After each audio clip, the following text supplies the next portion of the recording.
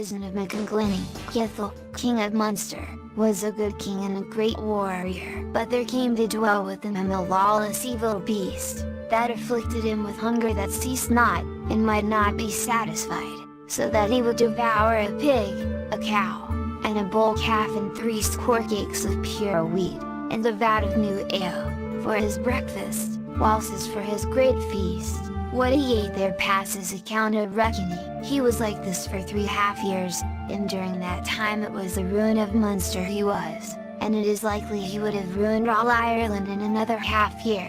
Now there lived in Armagh a famous young scholar, and his name was MacConglinney. He heard of the strange disease of King Kethel, and of the abundance of food and drink, of white mess, ale and mead, that were always to be found at the king's court. Thither then was he minded to go to try his own fortune, and to see of what help he could be to the king. He arose early in the morning and tucked up his shirt and wrapped him in the folds of his white cloak. In his right hand he grasped his even poised knotty staff, and going right handwise round his home, he bade farewell to his tutors and started off. He journeyed across all Ireland till he came to the house of Piggin, and there he stayed and told tales, and made all merry. But Piggin said, "Though great thy mirth, son of learning, it does not make me glad."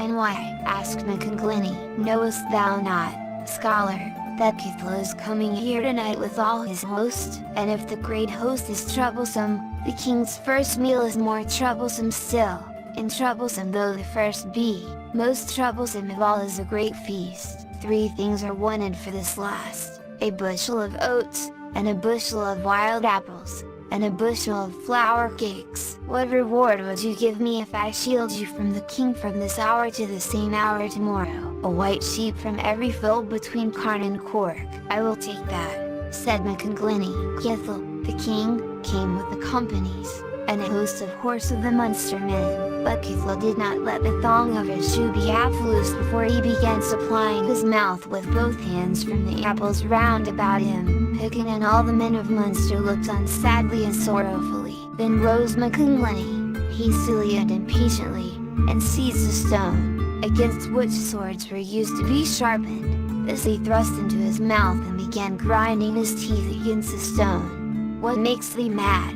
son of learning?" asked Kethel. "I grieve to see you eating alone," said the scholar. Then the king was ashamed and flung him the apples, and it is said that for 3½ years he had not performed such an act of humanity. "Grant me a further boon," said MacConglinney. "It is granted, on my troth," said the king. "Fast with me the whole night," said the scholar, and grievous though it was to the king, he did so, for he had passed his princely troth, and no king of Munster might transgress that. In the morning MacConglinney called for juicy old bacon, and tender corned beef, honey in the comb, and English salt on a beautiful polished dish of white silver. A fire he lighted open without smoke, without fumes, without sparks, and sticking spits into the portion of meat, he set to work to roast them. Then he shouted, "Ropes and cords here!" Ropes and cords were given to him, and the strongest of the warriors, and they seized the king and bound him securely,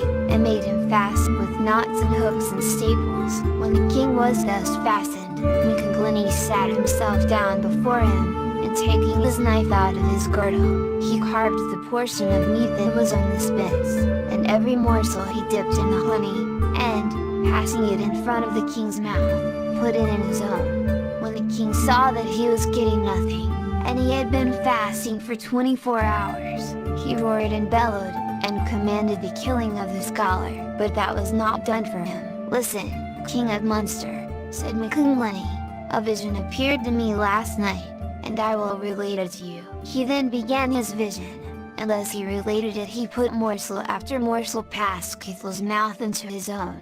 A lake of new milk I beheld in the midst of a fair plain, therein a well-appointed house, thatched with butter, puddings fresh boiled, such were its thatch rods, its 2 soft door posts of custard, its beds of glory.